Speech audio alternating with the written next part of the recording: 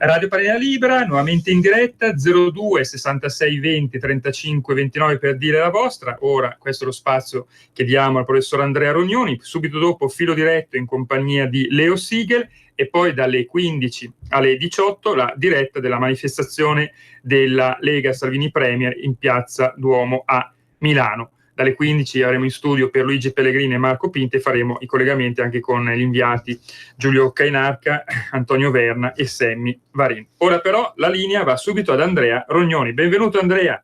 Grazie, benvenuto a te, per me, ma sei già sentito da molti da stamattina, e grazie soprattutto per il collegamento. Tra qualche minuto avremo in linea anche il dottor Luciano Antonelli che ci parlerà d'Europa, è un po' l'argomento e il confronto con l'Italia e con la Padania, un argomento di questa mattina. Intanto un annuncio: mercoledì 22 maggio prossimo alle ore 21 presso la Biblioteca Civica di Vimercate, quindi Vimercate, Vicus Mercati, la città del mercato, in Piazza Unità d'Italia 2, Biblioteca Civica, Terra Insubra organizza, l'associazione culturale Terra Insubra organizza la conferenza convegno Europa e pluralità dalla storia all'attualità, un continente da secoli irriducibile a un'unica dominazione. Relatori siamo il sottoscritto in qualità sia di direttore del Centro Cultura Lombarde che di direttore della rivista Idee per l'Europa dei Popoli, e Mirko Molteni, giornalista, saggista, autore di tantissimi libri di storia e proprio in questo momento molto occupato dall'idea d'Europa.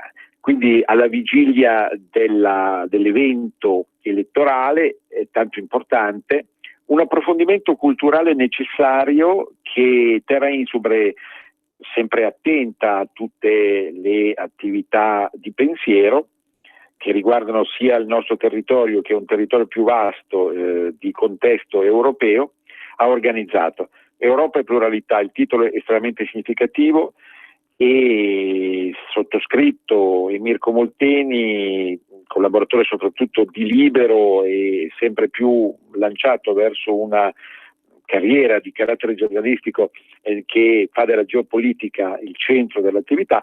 Parleremo a tutti quelli che saranno lì ad ascoltare alla Biblioteca Civica di Vimercate, ripeto, mercoledì 22 maggio ore 21, di come e perché, parleremo di come e perché l'idea d'Europa si è sviluppata attraverso il tempo in maniera tale da entrare anche in conflitto con le specifiche nazionalità e regionalità, cosa che ha indotto a un braccio di ferro a cui stiamo assistendo attualmente, che parte da molto lontano. Questo argomento peraltro adesso poi lo risentiremo e lo rivivremo replicato e declinato alla sua maniera dal dottor Antonelli, che è già stato ospite l'altro martedì di noi, della nostra trasmissione. Sabato scorso non c'era per il collegamento con il mondo alpino, degli alpini, ma riprendiamo da oggi con sabato, e anche naturalmente vi rimando a lunedì per invece l'approfondimento sulla cultura padana. Oggi però vorrei parlarvi anche di un libro, prima del collegamento con Antonelli, di un libro che ho trovato interessante anche se in alcune pagine discutibile. Valerio Massimo Manfredi. Per chi non conosce Valerio Massimo Manfredi, si tratta di uno dei più grandi archeologi viventi, è emiliano, è un archeologo specialista soprattutto in topografia antica, ha insegnato in diversi atenei, ha condotto scave e spedizioni in ogni parte del mondo, ma soprattutto è noto Valerio Massimo Manfredi sia come conduttore televisivo, soprattutto della trasmissione Stargate sulla 7 di qualche anno fa, ma anche come soprattutto di autore di narrativa, tantissimi romanzi, dallo Scudo di Talos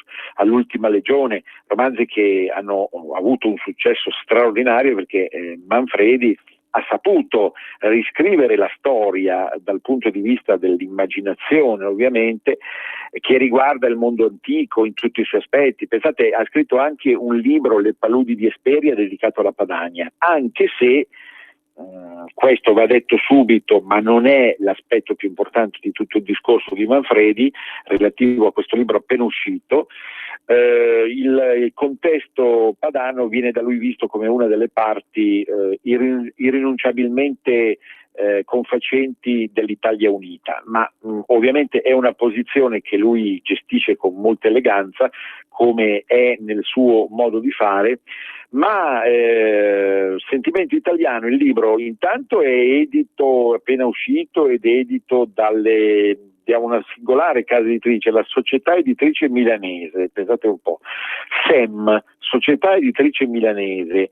È un'editrice che c'è da qualche tempo, ma è attenta a tantissime realtà che non riguardano solo ovviamente Milano, ma tutta Italia. E è ovvio, il titolo è Sentimento Italiano, storia, arte e natura di un popolo inimitabile. Tra l'altro inizia con una dedica che è ai suoi genitori, perché gli diedero a Manfredi l'esempio dell'onestà, della disciplina e dello spirito di sacrificio. Lui viene tra l'altro dal mondo rurale emiliano, da genitori che svolgevano l'attività di fattori e contadini, e quindi gli hanno trasmesso anche certi valori di cui lui parla ampiamente nel libro. E ancora cita ovviamente uno dei suoi cari amati autori antichi, Virgilio, che non a caso era padano: l'Italia cerco, mia patria e i miei avi. Ma intanto il libro si fa apprezzare per un orgoglio, diciamo, di patria, che passa dall'epoca antica fino al Rinascimento. Qua fa un po' eco anche a quello che aveva scritto Vittorio Sgarbi 2 anni fa sul Rinascimento, assieme a Tremonti. Poi complessivamente cerca di far capire, appunto, e lo fa bene Manfredi, anche con una lingua piuttosto semplice, perché l'uomo non è per sua natura complicato come mentalità, ma che cos'è la patria? È il territorio, il patrimonio culturale, oppure il popolo che abita. Naturalmente lui fa un excursus storico che arriva a dimostrare, o voler dimostrare, che in barba a un certo tipo di mondialismo che vuole distruggere l'italianità, in realtà l'italianità esiste e deve essere orgogliosa di esistere, perché presenta dei valori, degli strumenti, dei monumenti, delle storie che certamente sono invidiabili da ogni parte del mondo.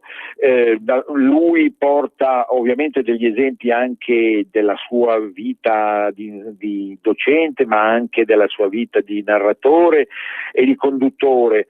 Poi cita molto spesso degli autori, anche settecenteschi e ottocenteschi, come Foscolo, che hanno tramandato questo amore di patria che, dice lui, purtroppo è stato troppo spesso travalicato e offeso.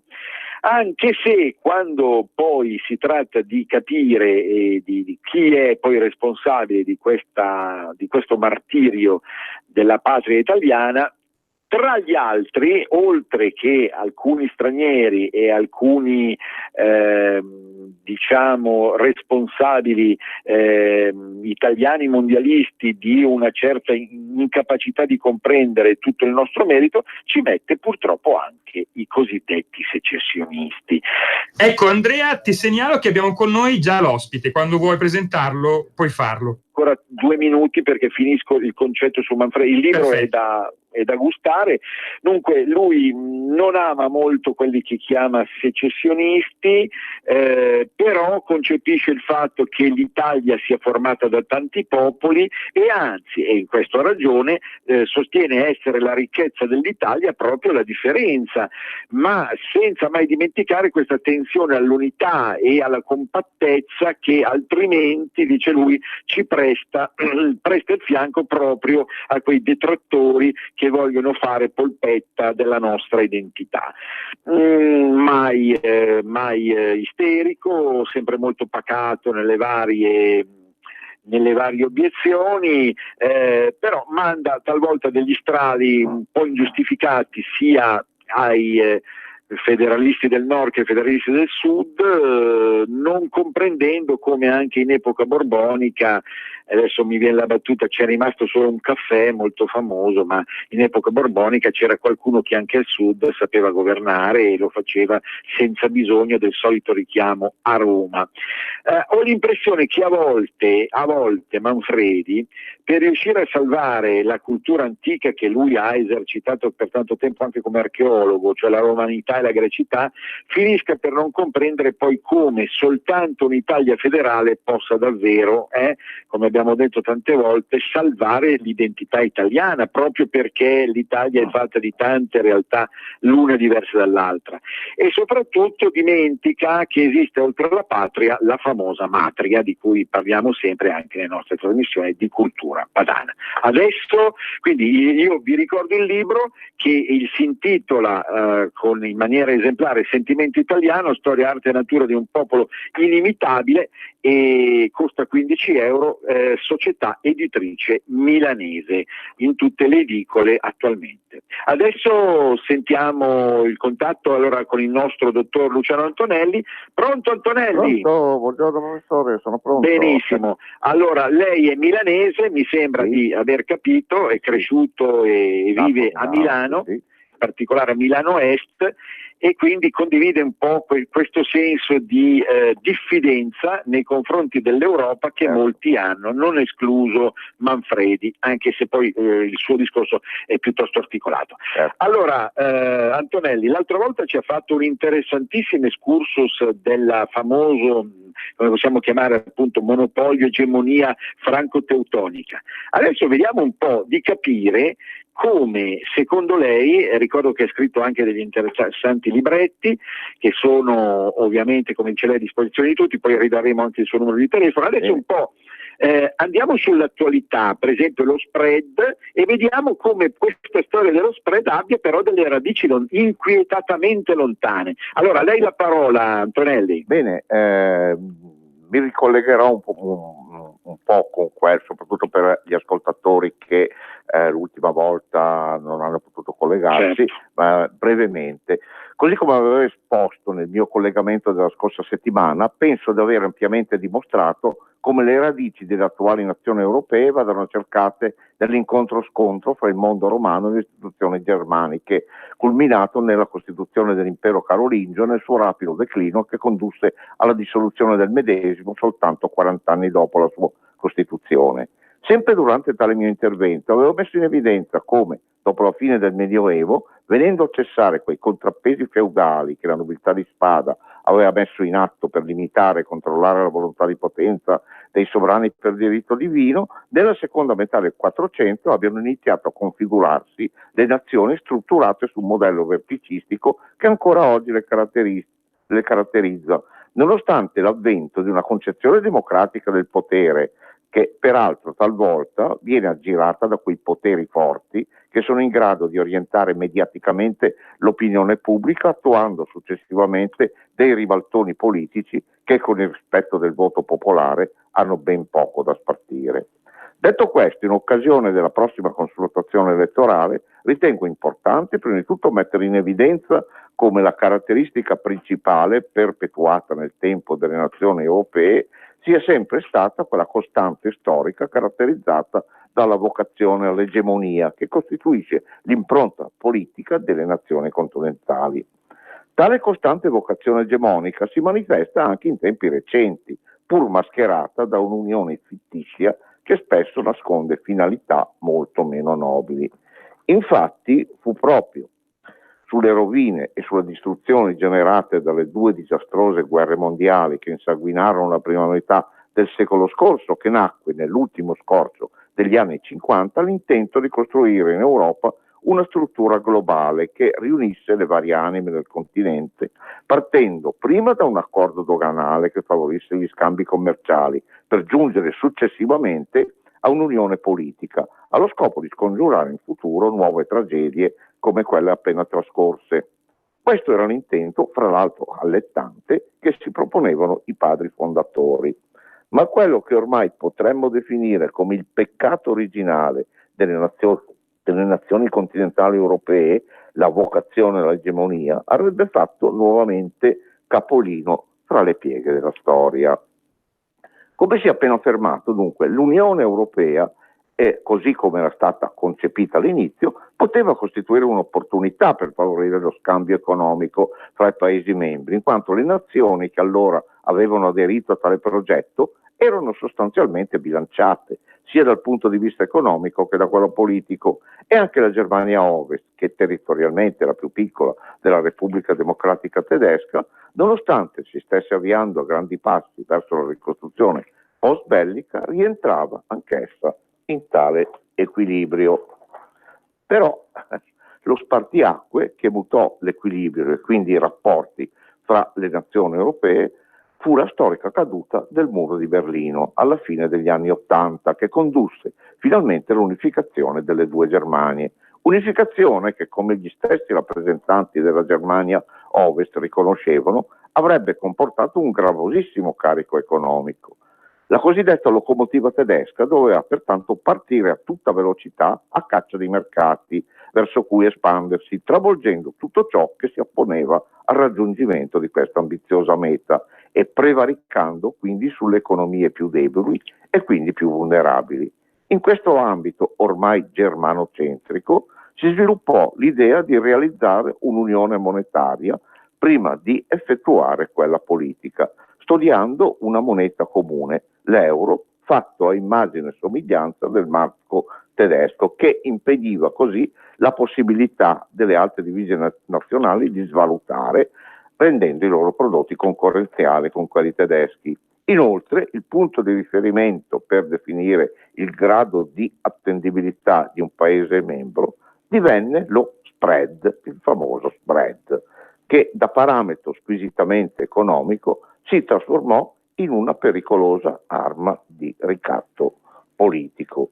E questo è una cosa che stiamo vedendo proprio in questi giorni. Certo, ecco, molto importante questo punto, perché siccome l'ansia degli italiani, l'ansia anche dei padani, di tutti quelli che hanno a cuore i propri risparmi, sì. sta proprio in questa paroletta oramai maledetta, penso che abbia battuto tutte le bestemmie di questo mondo, scusi il concetto, perché davvero, e lei ci sta dimostrando che ha una radice lontana, vero? Prego. Dell'egemonia, è diventato uno strumento moderno dell'egemonia. Invece dei carri armati e delle cariche di cavalleria si usa questo, ma ha un effetto ugualmente devastante. E volevo continuare dicendo che il panorama geopolitico di questa differente nuova fase che caratterizza l'Unione Europea, improntata nuovamente alla prevaricazione egemonica, si ristrutturerà in modo differente anche in funzione delle diverse dislocazioni geografiche. Da una parte gli stati del sud dell'Europa, prospicienti il Mediterraneo, con tutti i problemi connessi a tale impegnativa posizione geografica, non ultima quella di un'immigrazione dai territori africani sempre più massiccia. Dall'altra parte la Germania, forte e unificata, attorniata dai paesi satelliti del nord Europa, e la Francia, sempre più connessa a quest'ultima parte del duopolio, anch'essa potenza assolutamente prestigiosa e anche ben fornita di vocazione egemonica, un po' questa vocazione napoleonica, diciamo, è situata quindi fra gli stati dell'Europa che conta, anche se sempre però un passo dietro Cesare, anzi dietro Kaiser dovremmo dire in questo caso. Il recentissimo patto infatti stipulato fra la cancelliera Merkel e il presidente Macron proprio ad Aquisgrana, guarda caso, la capitale dell'antico impero carolingio, testimonia inequivocabilmente, se ancora ce ne fosse bisogno, come dopo 12 secoli si reduplicano nuovamente le medesime situazioni che avevano prodotto la tripartizione del Trattato di Verdun, quello che venne attuato appunto dai tre nipoti di Carlo Magno, ovvero sì il patto franco-carolingio fra Carlo e Ludovico ai danni di Lotario, come aveva detto la volta scorsa. Quindi, quali sono le conclusioni di questo excursus storico che abbiamo visto viene da molto lontano? Innanzitutto appare evidente come la dicotomia fra equilibrio ed egemonia sia costante nella storia europea e costituisca un vero e proprio DNA delle nazioni che la caratterizzano. Secondo me occorre non uscire, certamente non uscire dall'Europa, questa non sarebbe una soluzione, ma limitare però il potere di un'unione così vincolante per alcuni e meno per altri, dove praticamente esistono dei figli e dei figliastri, e noi facciamo parte della seconda categoria. Questo potrebbe condurre anche a prendere maggior consapevolezza del fatto che gli equilibri internazionali scaturiti dopo la fine della seconda guerra mondiale, dopo 70 anni risultano un tantino anacronistici. Il panorama geopolitico è mutato radicalmente e inoltre la posizione geografica del nostro paese al centro del Mediterraneo è tuttora altamente strategica e non è convenienza di nessuno destabilizzarci, generando conseguenze incontrollabili. Quindi abbiamo delle buone carte in mano. Dobbiamo avere il coraggio di giocarle per un'Europa meno opprimente e più in grado di comprendere e accettare le direttive dei singoli paesi che costituiscono nella loro diversità anche la sua ricchezza, ricordandoci comunque che se continua a prevalere il demone dell'egemonia, anche le diversità fra le diverse altre culture europee finirà per trasformarsi in un'occasione di scontro. Questo è il pericolo a cui andiamo. Certo, lei tra l'altro cita in questo, allora il titolo del suo lavoro è La crisi dell'Europa tra equilibrio ed egemonia.